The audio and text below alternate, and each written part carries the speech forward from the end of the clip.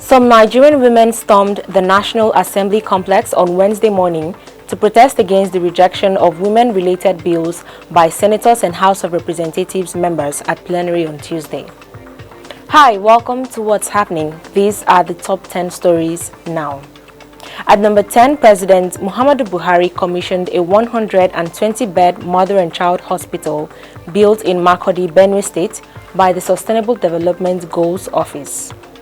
The hospital, named after President Buhari, was commissioned on his behalf by the Secretary to the Government of the Federation, Boss Mustafa, who represented him at the event. In his speech, the President said the health facility was part of the initiative of his administration to bring down the maternal and child mortality rate in the country. While stressing that the hospital was fully equipped with state-of-the-art facilities, Buhari also disclosed that 15 of the same hospital had been completed in other states and are awaiting commissioning, while 12 were at various stages of completion.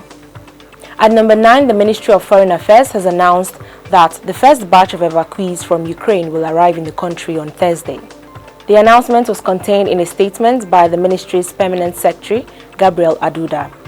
He added that the Nigerian embassies in Hungary, Poland, Romania, and Slovakia have received 650, 350, 940, and 150 persons, respectively, from Ukraine.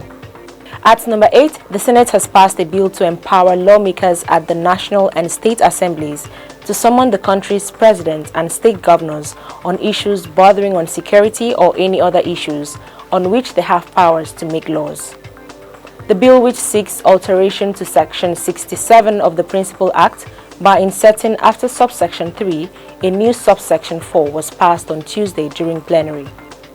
The Senate also approved a bill to include presiding officers on the membership of the National Security Council. At number 7, hoodlums suspected to be members of the indigenous people of Biafra allegedly attacked Njaba police station in Njaba local government area of Imo State with improvised explosive devices.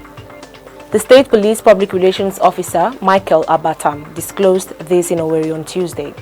He said the police were able to repel the hoodlums, who abandoned their vehicles and fled into the Njaba forest with gunshot injuries. Abatam also stated that the command combed the Njaba forest in search of the wounded hoodlums. At number 6, Russian President Vladimir Putin has banned Russians from traveling out of the country with more than $10,000 amidst biting sanctions. Putin said the order limiting cash movement was a reaction to unfriendly steps taken by the US and other Western countries. The rule, which also affects the movement of foreign currency, seems designed to make sure that people attempting to leave Russia do not take all their hard currency along with them as the sanctions bite harder. At number 5, President Muhammadu Buhari has approved the sum of $8.5 million for the immediate evacuation of about 5,000 Nigerians who have fled Russia and Ukraine to Poland, Romania, Hungary, and Slovakia due to the ongoing war. Nigeria's Minister of State for Foreign Affairs, Zubairu Dada, disclosed this while briefing State House correspondents at the end of the Federal Executive Council meeting presided over by Vice President Yemi Osibanjo at the Council Chamber, Presidential Villa, Abuja on Wednesday. The minister said the approval came after a joint memo presented by both the Ministries of Foreign Affairs and Humanitarian Affairs, Disaster Management and Social Development at the Council meeting. Dada added that Air Peace and Max Air Airlines have been contracted to provide 3 aircraft and run as many shifts as possible to facilitate the evacuation, adding that those to be evacuated include 940 from Romania, 150 from Slovakia, and 350 from Poland, who has registered for evacuation. At number 4, the UN World Food Programme has warned that world food supplies could be threatened due to the ongoing war between Russia and Ukraine. The WFP noted that the Middle Eastern and Asian nations rely on agricultural exports from the warring parties.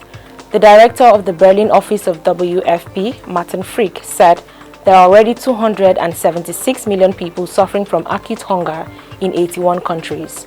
The world simply can't afford another conflict.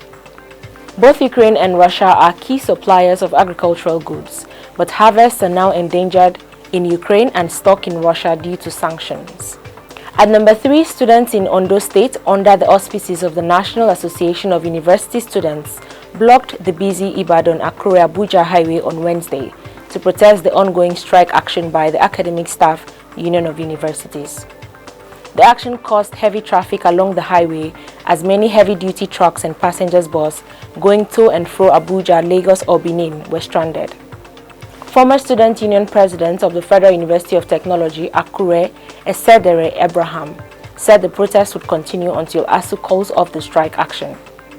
At number 2, about 115 Nigerians stormed the Ukraine embassy on Wednesday to volunteer to join the war against Russia. This followed the call for volunteer fighters by the Ukrainian President Volodymyr Zelensky. The youths in their large numbers visited the Ukraine embassy in Abuja and were directed by the embassy to put down their names in a register provided. Journalists were, however, barred from taking photographs or clips of the process. The Second Secretary, Ukraine Embassy, Bohdan Sotis, confirmed the development, adding that no step had yet to be taken to that effect. Finally, at number 1, some Nigerian women stormed the National Assembly complex on Wednesday morning to protest against the rejection of women-related bills by senators and House of Representatives members at plenary on Tuesday. During the plenary session on Tuesday, a bill seeking to give at least 10 slots to women as ministers and commissioners in the federal and state governments failed at the upper legislative chamber. A total of 88 senators registered to vote. 44 senators voted yes, while 43 voted no, and 1 abstained. The bill, which was meant to guarantee the inclusivity of women in governance, failed as it could not garner 73 votes needed for it to be passed. The women who gathered at NASS expressed their displeasure despite having assurances from the leadership of the House on the bills. Always remember to wear your mask, wash your hands, and stay safe. That's all for today. See you next time on What's Happening.